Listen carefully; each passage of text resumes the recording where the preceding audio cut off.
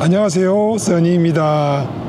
처음 이 채널에 오신 분들을 위해 저를 잠깐 소개하면 8년 전부터 사계절 살아갈 수 있도록 작은 미니밴을 살림집으로 개조하여 별다른 거처 없이 세계를 떠돌며 여행하는 은퇴한 오버랜더입니다.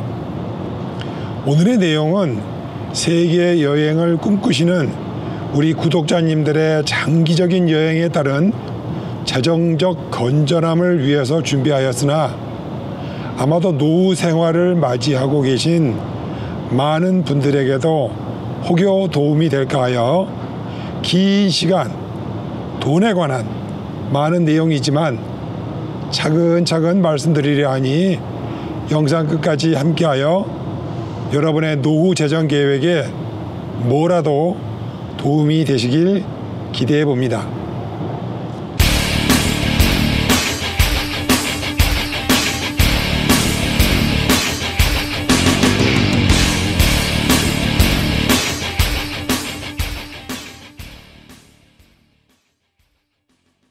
저의 삶을 바꿔주었던 네 분, 여러분들이 잘 아시는 네 분을 먼저 소개하고 이 얘기를 계속할까 합니다.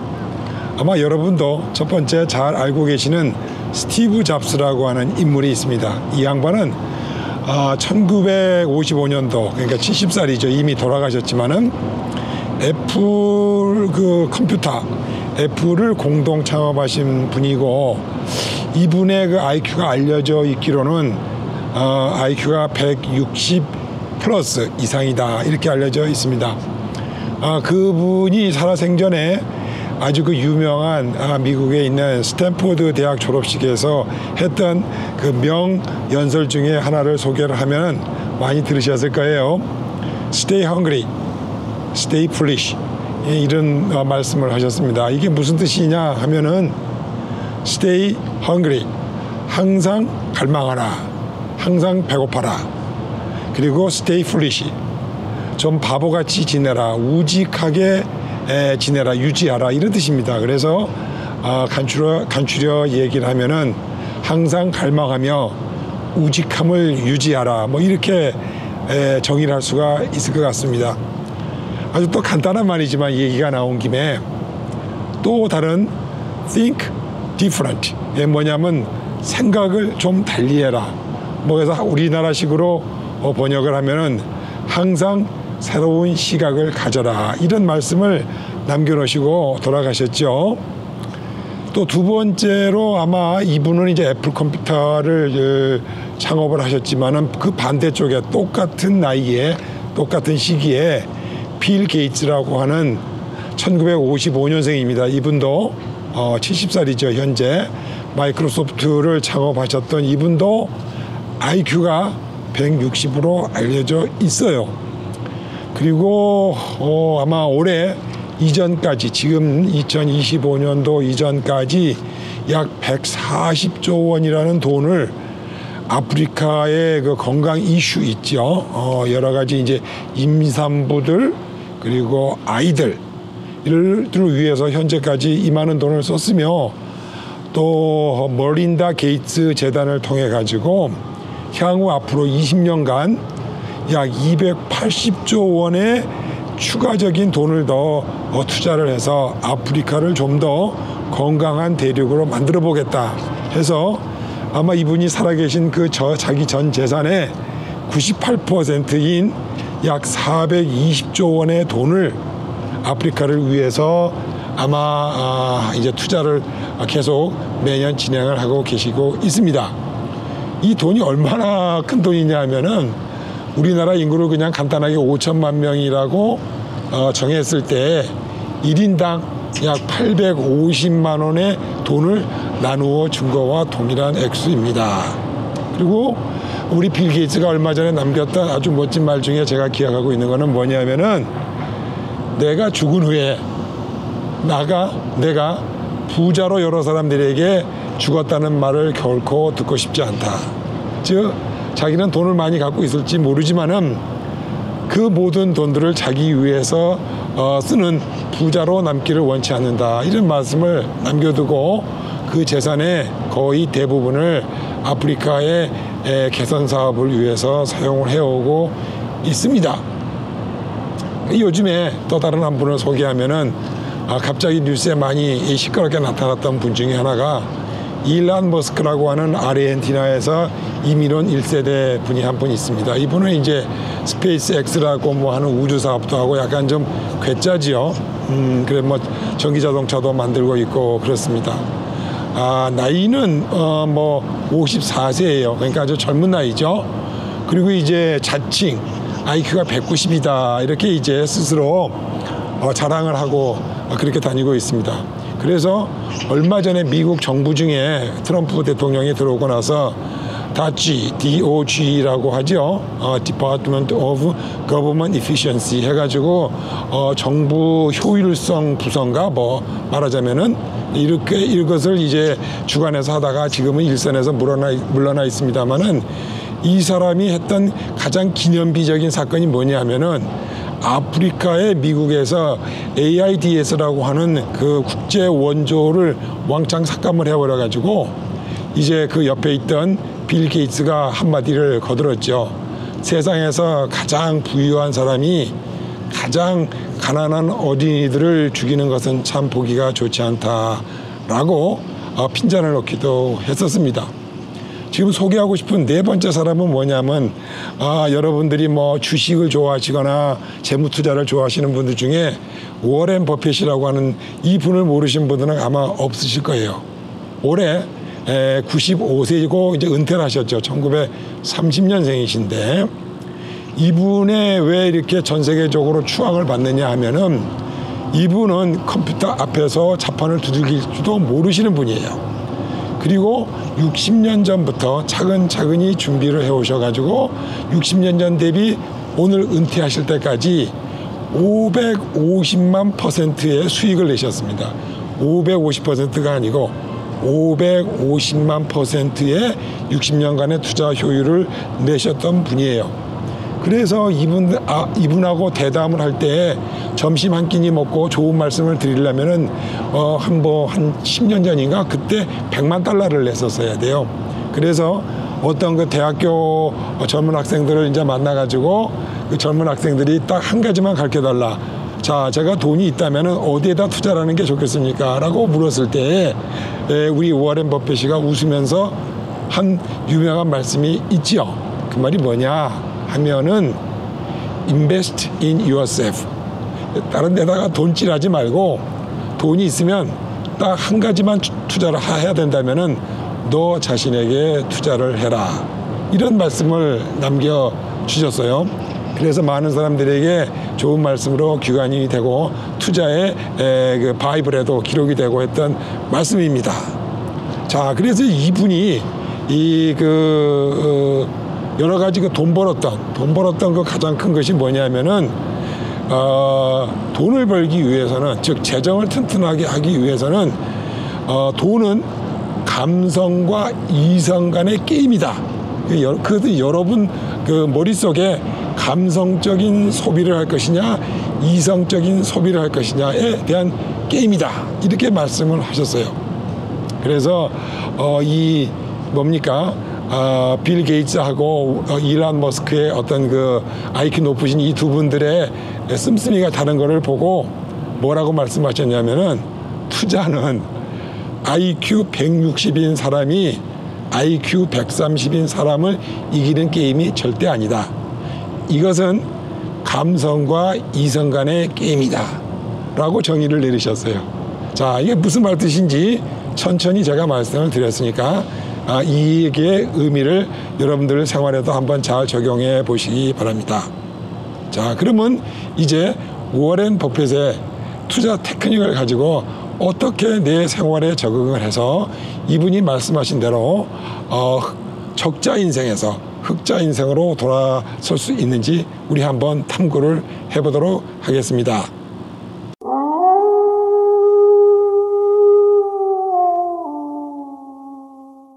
워렌 버핏께서 참 여러 가지 그 재정적인 얘기에 관한 사전적이고 바이블적인 얘기를 많이 했습니다만은 저는 그 많은 말씀 중에 딱 세 가지를 골라서 저의 생활에 적용을 한번 해 보았습니다. 한번 소개를 해 볼게요. 자, 방법 1번입니다. 그분이 하신 말씀 중에 10달러를 쓰기 위해서는 자기는 1시간을 고민을 했고 100달러를 지출하기 위해서는 하루 종일 100달러 지출에 대해서 깊이 고민을 해봤고 1000달러, 즉 우리나라 돈으로 한 150 정도 되죠. 1000달러를 지출하기 위해서는 자기는 한 달 동안 고민을 한다. 뭐 이런 말씀을 하셨어요. 이 말의 핵심은 뭐냐 하면은 소비 욕망을 절제를 하기 위해서 10달러를 소비를 할 때는 자기는 1시간 동안 소비를 할까 말까 고민을 했다는 얘기죠. 그래서 자기의 욕망을 절제를 했다. 즉 이성적인 판단으로 감성적으로 10달러니까 뭐 돈이 얼마 안 되는 돈이네 해서 후딱 자기의 욕망대로 지출한 것이 아니라 이 돈에 대한 지출을 해야 될 거를 최소한 1시간 정도는 고민을 해보고 판단이 있으면은 지출을 했다. 이런 말씀이 되겠습니다. 그런 가운데 제가 느꼈던 거는 뭐냐면은 지출도 절제할 수 있었을 뿐만이 아니라 시간을 두고 1시간이나 또는 하루, 한 달을 두고 생각을 해보면은 그 욕망을 절제하고 있는 기간 중에 새로운 대안이 나타나고 새로 똑같은 돈이더라도 더 좋은 지출 방법이 나타났던 것을 저는 무수한 경험을 통해서 알 수가 있었습니다. 해서 여러분들도 이 말씀을 잘 기억을 해서 실전 생활에 한번 적용해 보시면은 아주 큰 득템이 되지 않을까 생각이 듭니다. 자, 두 번째 방법을 말씀을 드리면은 이분이 하신 말씀이 이런 게 있어요. 벽장을 열어보면은 당신의 욕망을 읽을 수 있다. 뭐 이런 말씀도 하셨어. 지금 여러분들 신발장, 옷장, 침대 밑에 그 부엌의 찬장 뭐 이런 데를 한번 다 뒤져보시기 바랍니다. 그렇게 거기를 뒤져보시면은 5% 정도의 그 뭡니까 물건을 빼버리고 없어도 여러분들 생활에 아마 큰 지장이 없을 거예요. 그렇게 여러분들이 많은 신발들도 구축하고 있고 여름옷, 가을옷, 뭐 여름옷은 한 20벌 또 입다 말고 한두 번 입다가 옷장에 놔둔 옷들 막 이런 것들을 다 긁어서 뽑아내 놓으면은 아마 최소한 5% 정도 이상의 지출을 줄일 수가 있는 것을 여러분이 발견하게 되실 겁니다. 따라서 이분이 이 말씀하신 거는 뭐냐면은 벽장을 열었을 때 당신의 욕망이 어느 정도 되는지를 잘 측정을 해보시고 미니멀 라이프 꼭 소비할 것만 하시고 유지할 것만 유지를 하라는 미니멀 라이프에 대한 추천어이기도 합니다. 그래서 저는 집에서 예전에 독채에서 살다가 이제 투베드룸 아파트에서 살고 투베드룸 아파트에 살다가 이제 차로 이동을 해서 좁은 한 평짜리 차에 살다가 이제 저는 한 평도 안 되는 아주 좁은 고시원에서 살게 되어서 공간적인 제한으로 인해서 신발도 가지고 있던 것도 버려야 되고 겨울옷도 버려야 되고 먹는 것도 줄여야 되고 해서 엄청나게 많은 5%가 아닌 거의 많은 부분들에 소비되고 집에 쌓아두었던 것들을 다 제거해 버림으로써 미니멀 라이프를 구현할 수 있게 되었습니다. 자, 그다음에 이제 세 번째 방법을 말씀드리겠습니다. 사람들이 대부분의 사람들은 어떻게 돈을 벌까에 대해서만 연구를 하고 질문을 하는 거에 대해서 워렌 버핏이 다소 좀 짜증이 났어요. 그래서 이런 말씀을 했습니다. 당신이 얼마를 버는 것보다도 당신이 얼마를 저축할 수 있는가를 좀 생각을 해봐라. 이렇게 얘기를 했습니다. 즉 얼마를 자기 생활에 대한 여러 가지 것들에 대한 절제와 욕망 절제를 하지 아니하고 그저 자기 생활은 그대로 놔둔 채로 돈을 얼마를 더 벌 거에만 집중하는 것이 대부분 사람들이기 때문에 워렌 버핏이 거의 꾸중하다시피 거기에 신경 쓰지 말고 내가 현재의 생활에서 얼마의 자산을 더 낭비하지 않고 저축할 수가 있는가를 한번 뒤돌아보라, 이런 말씀을 했습니다. 저는 여러 가지 것 중에 이 세 가지를 뽑아서 저의 생활에 적응을 해서 엄청나게 적자 생활을 하다가 엄청난 흑자 생활을 할 수 있게 된 여러분들에게 저의 실험담을 말씀드리고자 했던 것입니다.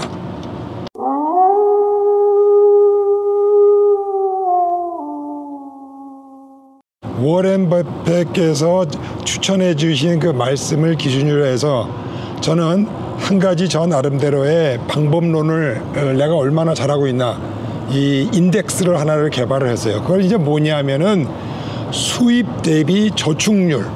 자, 뭐 어떤 달에는 500을 벌 수도 있고 어떤 달에는 뭐 복권이 당첨이 돼가지고 1000만 원이 될 수도 있어, 수입이. 그때마다 어떤 수입이 있다 하더라도 나는 미니멈 최소 90% 이상은 저금을 하겠다. 내가 500이 오늘 수입이 있다. 그러면 450을 저금을 하고 50 가지고 생활을 하겠다. 또 예를 들어 1억 복권이 터졌다 하더라도 50만 가지고 9,950만 원을 저금을 하자. 뭐 이런 목표를 가지고 있어서 항상 매달 점검을 했을 때 90% 이상의 저축률을 유지하자. 이게 이제 저의 2017년 11월 1일 날 제가 이제 살던 아파트, 그 당시에는 이제 아주 저렴하게 살았어요. 아파트비하고 생활비, 잡비, 그냥 집에만 우리 집사람 데리고 간병하고 교회 갔다 오고 하는 정도의 비용으로 거의 한 3,000불. 미국 사람들, 미국 생활 기준에서 진짜 거의 뭐 바닥 수준이야. 그렇게 알뜰살뜰 살았는데 제가 2017년 11월 1일부터 이제 계약한 아파트도 다시 재계약을 하지 않고 차에 나와서 살기 시작을 했습니다.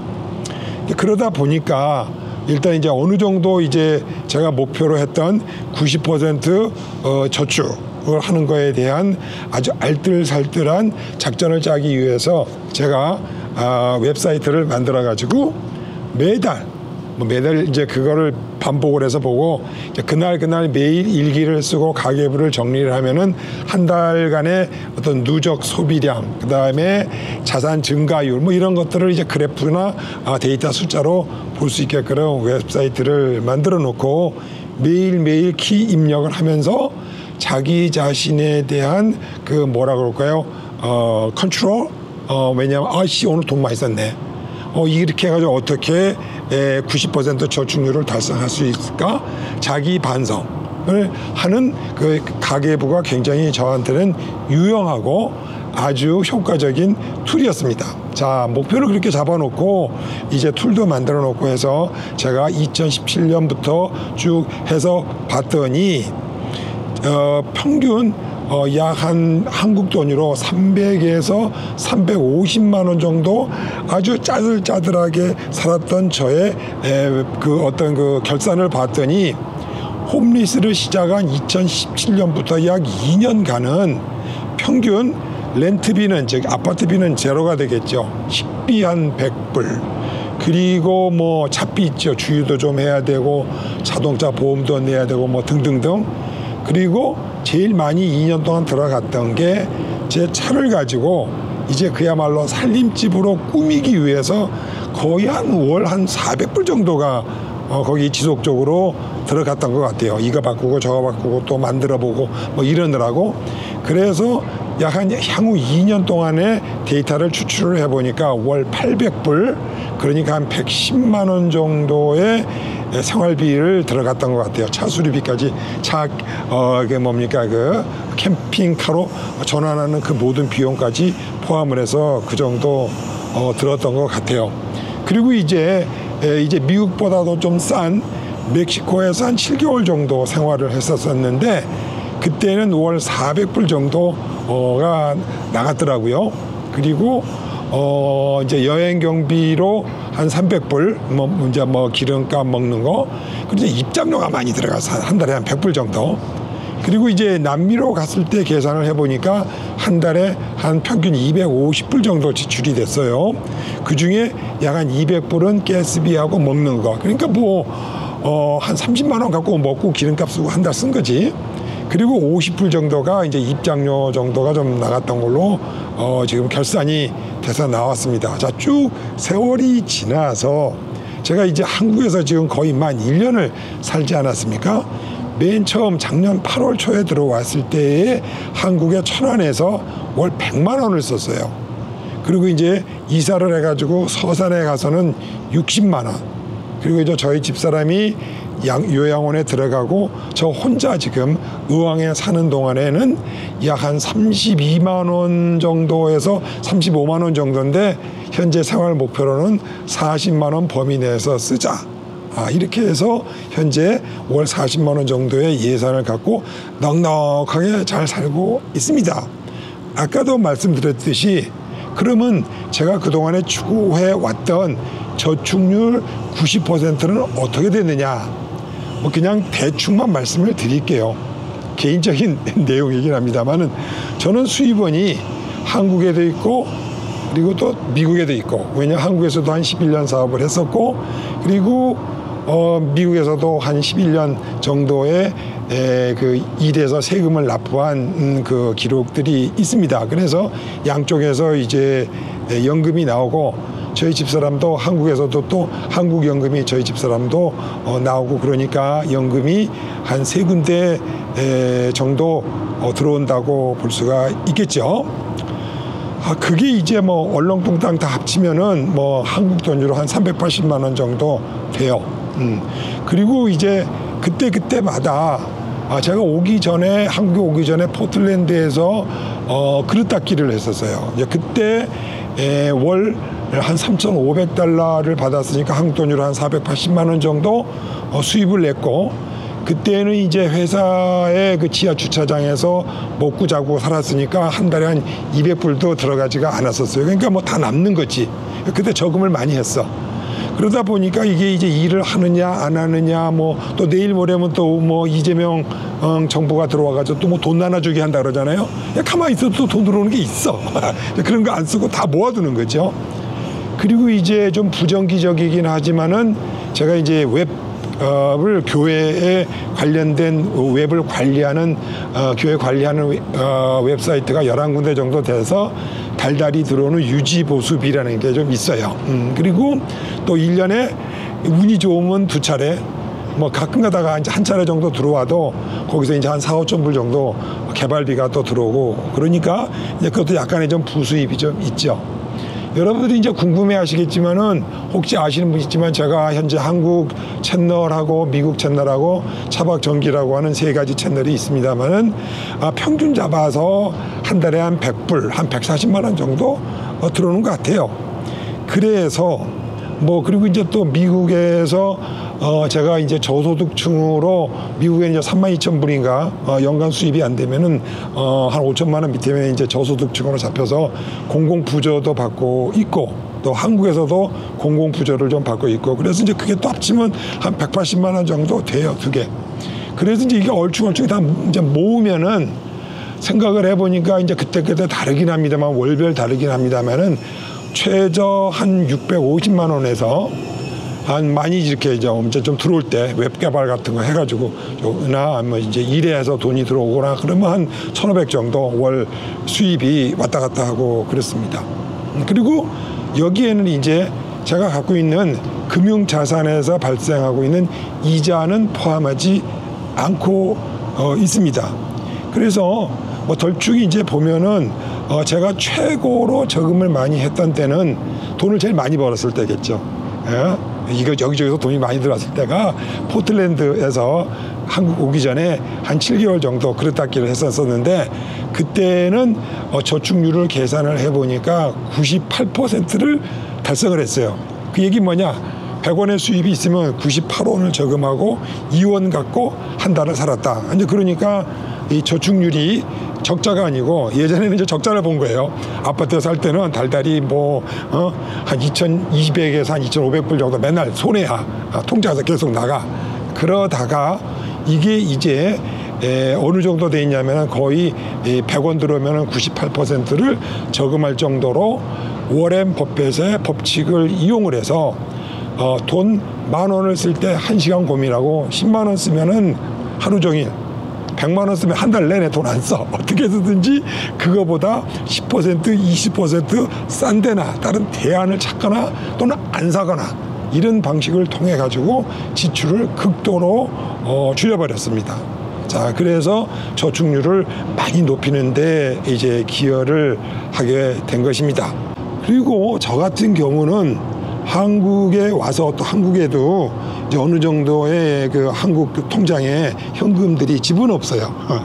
현금이 있기 때문에 요놈도 그냥 놔두느니 굴리자 해서 이제 은행에 알아봤더니 한국의 1년 은행 이자율은 정기예금 이자율은 1.8%입니다. 미국에다가 1년 정도를 정기예금 증서로 묶어두게 되면은 현재 4.2% 정도 돼요. 약간 2배가 넘지요.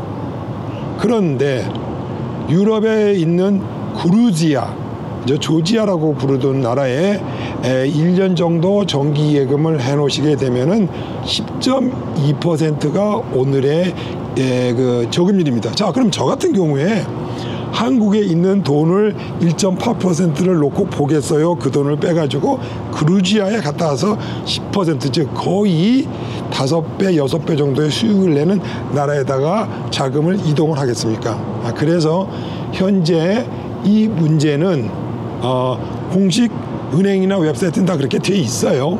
그래서 가까이 계신 두 분이 아마 이제 금명간 그루지아에 가셔가지고 은행 계좌로 한 석 달, 6달 정도 인출도 해보고 달러 시세도 좀 보고 여러 가지 은행 비용들도 한번 실제 경험을 해보기 위해서 또 저도 이제 한국을 떠나서 유럽에 가게 되면은 여러 가지 정보를 해서 그루지아 쪽으로 일부 자금을 이동을 해서 갖고 있는 자산의 수익률을 안정적인 수익률이죠. 괜히 뭐 코인 한다, 뭐 키보드 앞에 앉아가지고 밤새 혈압이 올라갔다 내려갔다 할 필요가 없겠죠. 자, 그래서 이제 다음번 이자 타겟은 그루지아였습니다. 뭐 이거는 곁다리 얘기긴 합니다만은 여러분이 한국에서 1억이란 돈을 1.8% 이율을 놔두게 되시면 우리나라 물가 상승률이 1.8%가 넘기 때문에 그야말로 이건 실질 이득으로 봤을 때는 완전히 적자지요. 그러니까 한국은 은행에도 적자할 때 저축을 하기가 참 거시기 하기 때문에 많은 분들이 저 아파트 투자라든지 코인이라든지 주식이라든지 였다 뺐다 하시면서 엄청 혈압이 올라갔다 내려갔다 하실 것 같습니다. 자, 뭐 그 얘기는 또 별도의 얘기지만 아까 우리가 그러면 저의 이제 그루지아는 저의 미래 전략이에요. 아직은 미국은 4.2%, 그루지아는 10%. 자, 저의 미래 전략은 뭐냐면은 한번 우리가 앞으로 1년, 5년, 10년 뒤를 계산해 보시자고요. 가정을 해서 여러분이 현금 5억의 자산이 현금 자산이 있고 부동산이 하나 있다 치면은 그루지아에다가 예를 들어서 5억의 현금을 정기예금을 놓으시게 되면은 월 400만 원의 이자가 들어옵니다. 엄청나게 큰 돈이죠. 그리고 아까 저 같은 경우에는 미니멈 700 정도는 짜들이 돈을 안 쓰고 있기 때문에 700 정도를 또 다시 저금을 할 수가 있습니다. 합산을 하게 되면은 최소 월 1,000만 원 이상을 또 저금을 해가지고 1년이면 1억 2천이죠. 그거를 또 다시 목돈을 만들어갖고 또 돌리는 거예요. 집을 팔아서 10억의 자산이 있다. 현금 자산이 있다. 그러면은 월 800만 원의 이자를 받을 수도 있는 미래 전략이 생기게 됩니다. 그리고 저처럼 만약에 저처럼 90% 이상의 절약 즉 목표를 가지고 계신다면은 월 700만 원 정도는 저 같은 경우는 수입을 내요.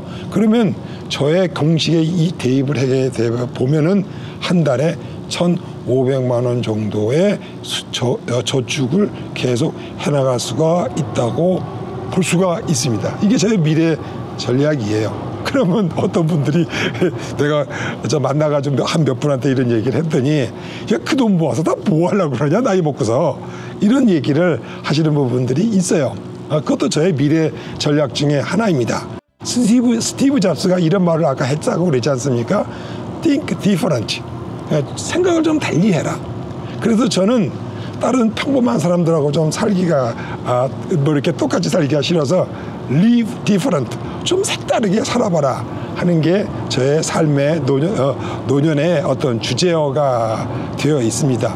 우리 빌 게이츠가 말했듯이 의미 없는 돈만 쫓아다니는 영혼이 없는 사람보다는 힘든 환경에 있는 이웃들을 돌보면서 부자가 되기를 고부한 또 다른 빌 게이츠가 되고 싶은 게 저의 또한 노년의 꿈이기도 합니다. 워렌 버핏이 아까도 말씀드렸지만 이런 말씀을 하셨죠. 인생은 IQ 160만인 사람들이 잘 살아가는 것은 절대 아닙니다. IQ가 100인 평균 우리 보통 사람들도 다 이길 수 있는 게임입니다. 게임의 규칙과 여러분들이 어떻게 이것을 어렵지만은 우리 이런 말이 있잖아요.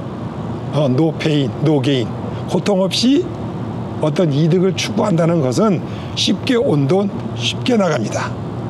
따라서 여러분들이 우리도 이길 수 있는 게임에 한번 저도 이기고 있습니다.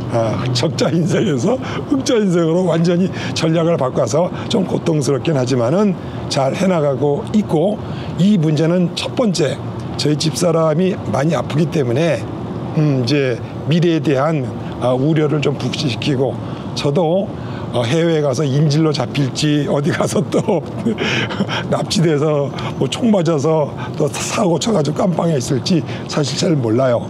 그래서 모든 것들을 유동화시키고 빨리빨리 대응하기 위해서 여러 가지 안전장치를 취해놓고 있지만은, 꼭 여러분들에게 이 영상을 통해서 전달해 드리고 싶은 것은 우리의 모든 소비는 거의 대부분 감성에 의해서 움직입니다. 그래서 여러분들이 작전 계획을 짜고 자기 나름대로 룰을 찾고, 그리고 그것을 끊임없이 이용을 해가지고 이성적인 머니 게임에서 여러분들이 이길 수 있기를 바라는 마음에서 긴 영상 여기서 마무리 짓도록 하겠습니다. 여러분 또 뵙겠습니다. 안녕히 계세요. 선이었습니다.